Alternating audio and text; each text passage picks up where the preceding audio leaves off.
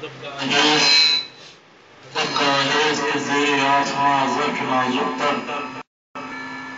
نفس گم کردہ میاں یہ جمعے کو بایزیدی جا بمصطفیٰ برسان ریش رائے کتی ہماروز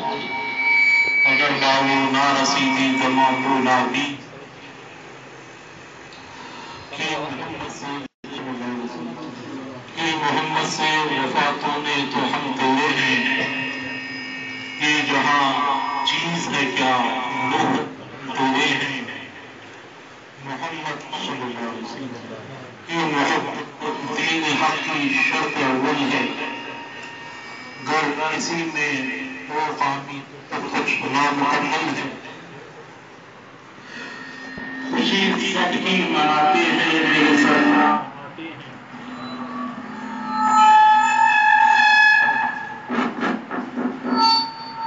سب کی مناتے ہیں میرے سرکار آتے ہیں دیوانے جھوم جاتے ہیں میرے سرکار آتے ہیں جھوم جاتے ہیں میرے سرکار آتے ہیں ولادت کی کھڑی آئی بہار اب جھوم کر چھائی ولادت کی کھڑی آئی بہار اب جھوم کر چھائی وہ دیکھو آ گئے آقا دیوانے دھوم مچاتے ہیں وہ دیکھو آ گئے آقا دیوانے دھوم مچاتے ہیں خوشی ہے آمینہ کے گھر وہ آئے نور کے پیکر خوشی ہے آمینہ کے گھر وہ آئے نور کے پیکر جو پیدا ہو کے سجدے میں سر انور جھکاتے ہیں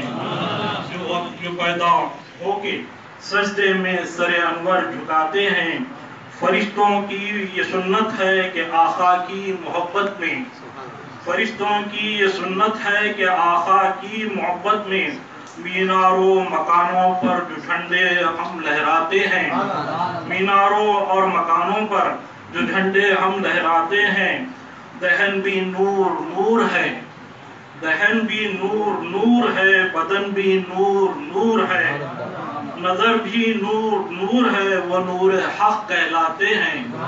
وہ نور حق کہلاتے ہیں چراغاں کیا کریں گے تارے آ کے ان کے محفل میں چراغاں کیا کریں گے تارے آ کے ان کے محفل میں یہ تارے روشنی جن سے پاتے ہیں وہ آتے ہیں یہ تارے روشنی جن سے پاتے ہیں وہ آتے ہیں محترم مقام پیر طریقت سیدی و مرشدی والد محترم قبلہ سجادہ نشین بارگاہ شیخ دکن رحمت اللہ علیہ شاخان رسول بخاریان درود پاک اللہ تعالیٰ کا لاکھ لاکھ شکر احسان ہے اور اس کے حبیب پاک کا نالین پاک کا صدقہ و تصدق ہے شیخ دکن رحمت اللہ علیہ کا خصوصی فیضان ہے کہ محلہ شیخ روضہ میں درود پاک کے یہ پرنور محافل مسلسل ماہ ربیع الاول اور ربیع الثانی کے کچھ ایام تک 41 روز تک غالباً چلتے رہتے ہیں یہ بے شک شیخ دکن رحمت اللہ علیہ کا خاص فیضان ہے کہ اللہ تعالیٰ نے اس محلے کا انتخاب فرمایا کہ 40 روز 41 روز ہر گھر میں فرشتوں کی کثرت سے نزول ہوتا ہے اور احادیث پاک میں بھی آیا ہے جس جگہ جس خطے میں ذکر اور درود پاک کی محافل سجائی جاتی ہے اس جگہ اس خطے کے اطراف و اکناف 40 گھروں تک اس کی برکتوں کا نزول ہوتا ہے بس چند کلمات عرض کر کے اپنی بات ختم کروں گا درود پاک رحمت للعالمین سرکار دو جہاں سے مطلب کی ذات جو سرتاپا رحمت ہے جس ذات کے تعلق سے اللہ رب العزت نے ارشاد فرمایا کہ وما ارسلناک الا رحمتا للعالمین، نہیں پیدا کیا ہم نے اے حبیب آپ کو تمام عالمین کے لیے رحمت بنا کر۔ تو سرکار دو جہاں صلی اللہ علیہ وسلم کی ذات تمام عالمین کے لیے رحمت ہے، چاہے وہ کسی بھی مذہب کا ہو،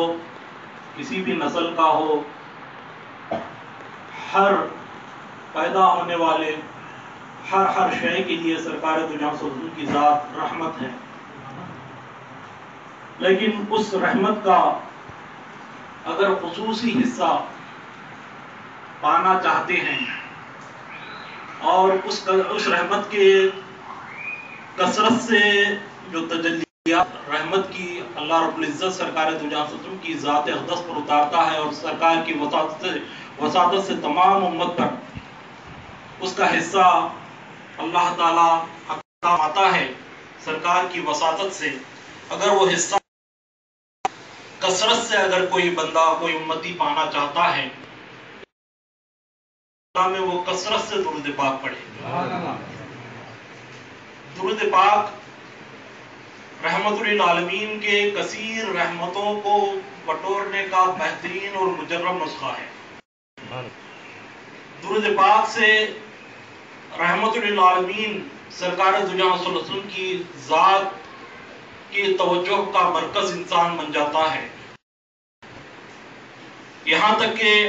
ایک حدیث پاک میں آتا ہے جس جگہ درود پاک کی محفل سجائی جاتی وہ محفل کی طرف اللہ کا لفظ آیا ہے کہ اللہ کا چہرہ اس کی شان اس محفل کی طرف ہو جاتا ہے۔ تو اللہ تعالی اپنی تمام قدرت کا ظہور سرکار دو جہاں صلی اللہ علیہ وسلم کا رحمت کا ظہور اس محفل میں ہونا شروع ہو جاتا ہے۔ تو لہذا سرکار دو جہاں صلی اللہ علیہ وسلم ارشاد فرماتے ہیں، دیکھیں رحمت للعالمین کی رحمت صرف آپ ایک شخص اگر درود پڑھ لیں تو سرکار دو جہاں صلی اللہ علیہ وسلم کی بارگاہ میں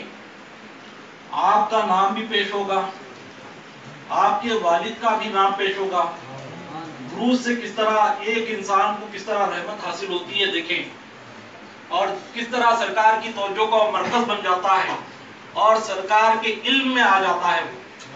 بار بار سرکار کے معلومات میں، سرکار کے علم میں، سرکار کی بارگاہ میں اس کا نام پیش ہوتا ہے۔ اسی کا نام نہیں پیش ہوتا بلکہ اس کے والد کا نام پیش ہوتا ہے، اس کے والد کا ہی نام نہیں پیش ہوتا بلکہ اس کے قبیلے کا نام پیش ہوتا ہے۔ فرشتے جا کر کہتے ہیں کہ فلاں قبیلے سے فلاں کا بیٹا فلاں شخص آپ کی بارگاہ میں درود پاک پیش کر رہا ہے، تو لہذا ہمارا نام، ہمارے والد کا نام، ہمارے قبیلے کا نام پیش ہوتا ہے۔ دیکھیں اس سے اندازہ ہوتا ہے کہ سرکار دو جہاں صلی اللہ علیہ وسلم کی رحمت حاصل کرنے کا سب سے عظیم نسخہ درود پاک ہے۔ ایک درود پڑھو، آپ کا بھی نام سرکار کے سامنے، آپ کے والد کا بھی نام سرکار کے سامنے، آپ کے قبیلے کا نام بھی سرکار کے سامنے۔ اگر آپ بار بار بار بار کثرت سے اگر درود پڑھتے جائیں تو یہاں تک یہ کیفیت ہوگی کہ اگر کئی واقعات اس زمن میں آئے ہیں کہ کثرت سے درود پاک پڑھنے والے کسی وجہ سے سرکار دو جہاں صلی اللہ علیہ وسلم کی بارگاہ میں درود نہ پڑھ سکے، علیل ہو گئے، بیمار ہو گئے، تو سرکار خود آ کر اس کی تیمارداری کرتے ہیں۔ سرکار فرشتوں کے درمیان سوال کرتے ہیں کہ فلاں امتی کی طرف سے میری بارگاہ میں درود پیش ہوتا تھا، کیا وجہ ہے کہ آج اس کا درود میری بارگاہ میں پیش نہیں ہوا؟ تو جب سرکار کی بارگاہ میں فرشتے عرض کرتے ہیں کہ وہ علیل ہو چکا، وہ بیمار ہو چکا ہے، وہ مجبور ہے آج درود پیش نہ کر سکا،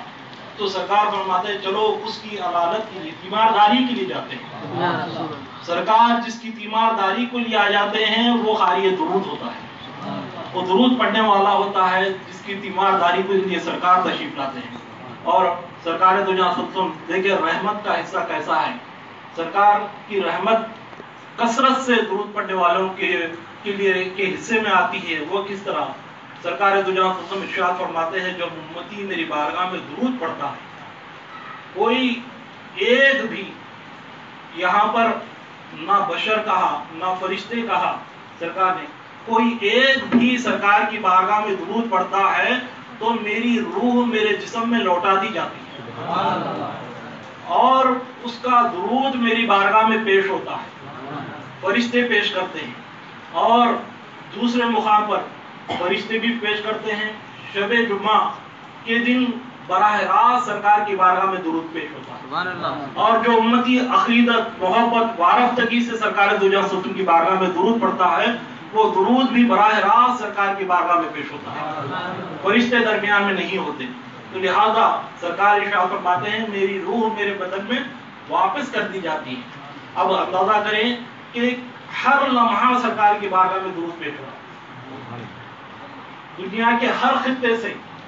इंसानियत जब तक मौजूद है सरकार दो जहां की बारगाह में दुरूद पेश हो रहा है। तो लिहाजा बार बार लौटाना ये अमल जो है रहमत हो है या अजियत है, तो लिहाजा बार बार लौटाने का अमल नहीं होता, बल्कि सरकार दुनिया की बारगाह में कसरत से दुरूद पाक पेश होते रहता है और सरकार की रूह मुबारक आपकी जिसमें अक़दस में ही होती है। अगर दुनिया फना हो जाए, लोग खत्म हो जाए, तो फिर भी ये सिलसिला जारी रहता है। अल्लाह ने फरिश्तों को भी हुक्म दिया और फरिश्ते 70,000 फरिश्ते सुबह आते हैं और सरकार दुनिया की बारगाह में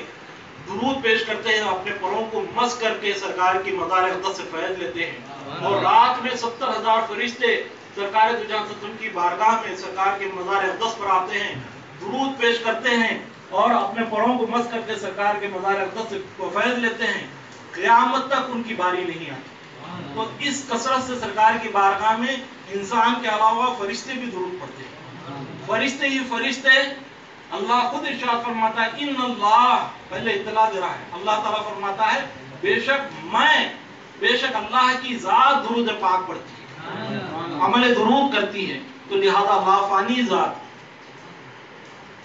हमेशा रहने वाली जात,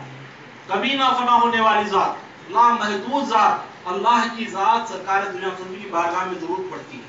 तो लिहाजा ये अमल ऐसा है कि हमेशा दवाम दायम रहने वाला अमल है। तो लिहाजा कोई बंदा जिंदगी में दुरूद पढ़ते पढ़ते कसरत से दुरूद पढ़ता रहता है तो औलिया अल्लाह को इसलिए अल्लाह ने दवाम अता फरमाई,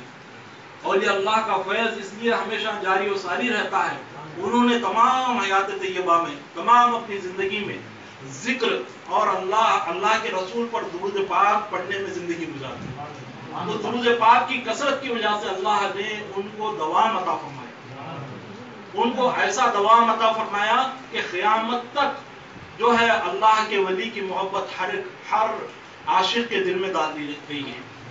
अल्लाह के वली की मोहब्बत तमाम उम्मतियों के दिलों में डाल दी गई है। क्यों? कि उन्होंने जिक्र में, दुरूद पाक में अपनी जिंदगी गुजारी और अल्लाह का वादा है फस्कुरूनी अस्कुरुकुम, जो मेरा जिक्र करता है मैं उसका जिक्र करता हूँ। तो लिहाजा अल्लाह का जिक्र ये है, अल्लाह का जिक्र करना ये है कि बंदों के दिलों में उसकी मोहब्बत डाल दी जाती है, अल्लाह के बंदों के दिलों में उसकी मोहब्बत डाल दी जाती है और क़यामत तक ये मोहब्बत बाकी रहती है। तो लिहाजा गौसे आज़म की मोहब्बत हमारे दिल में ये इसलिए है कि गौसे आज़म ने तमाम हयात तैयबा में अल्लाह का जिक्र किया और सरकार दुनिया की बारगाह में कसरत से दुरूद पाक पढ़ा। तो लिहाजा तमाम औलिया अल्लाह की मोहब्बत इसीलिए हमारे दिलों में है कि उन्होंने तमाम जिंदगी अल्लाह का जिक्र किया, फस्कुरूनी का अमल किया। उनके बज़ाहिर इंतकाल करने के बाद भी, विसाल फरमाने के बाद भी उनको अल्लाह ने ऐसा दवाम हयात अता फरमाया कि बंदों के क़ुलूब में उनकी मोहब्बत डाल दी गई। तो लिहाजा दुरूद पाक का ये अमल इंतहाई मुजर्रब अमल है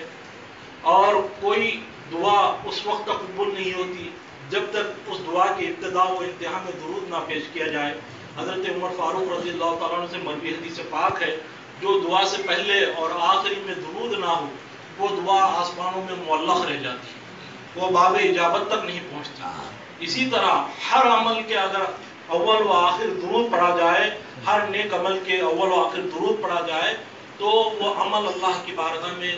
कबूल हो जाता है, मंजूर हो जाता है। तो लिहाजा ये महफिलें क्योंकि दुरूद की ही महफिलें हैं, ये कबूल ही कबूल है। یہ رد نہ ہونے والی محفلیں ہیں یہ، کیونکہ جب بھی سرکار کا ارشاد ہے جب بھی کوئی مجلس میں بیٹھا جائے تو میری بارگاہ میں درود پڑھا جائے، وہ مجلس کی کامیابی کی ضمانت۔ ایک مرتبہ اگر درود پڑھ لیں اور آخری میں برخاست کرتے وقت بھی اگر درود پڑھ لیں تو وہ مجلس کامیاب مجلس ہے۔ لہذا جو مجلس ابتدا کا انتہا درود ہی درود ہو،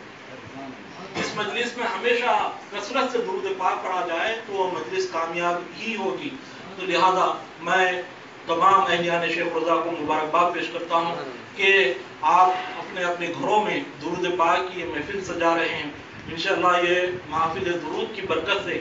یہ تمام وبائی امراض ختم ہو جائیں گے۔ یہ ربیع الاول کا جو نور ہے، ربیع الاول میں جو خصوصی تجلیات کا نزول ہوتا ہے، ربیع الاول میں خصوصی سرکار دو جہاں وسلم کی توجہات امت محمدی صلی اللہ علیہ وسلم پر ہوتی ہے اور خصوصاً خاریان درود پر ہوتی ہے، وہ توجہات وہ تجلیات کی برکت سے تمام وبائی امراض ختم ہو جائیں گے۔ اللہ تعالیٰ سے دعا ہے کہ اللہ تعالیٰ ہمیں کثرت سے درود پاک پڑھنے والوں کے زمرے میں شامل فرمائے اور درود پاک کی تمام برکتیں ہمیں عطا فرمائے، اور درود پاک پڑھنے سے جو خصوصی تجلیات کا نزول ہوتا ہے اس تجلیات کا حصہ ہمیں عطا فرمائے۔ آمین بجاہ سید المرسلین صلی اللہ علیہ وسلم۔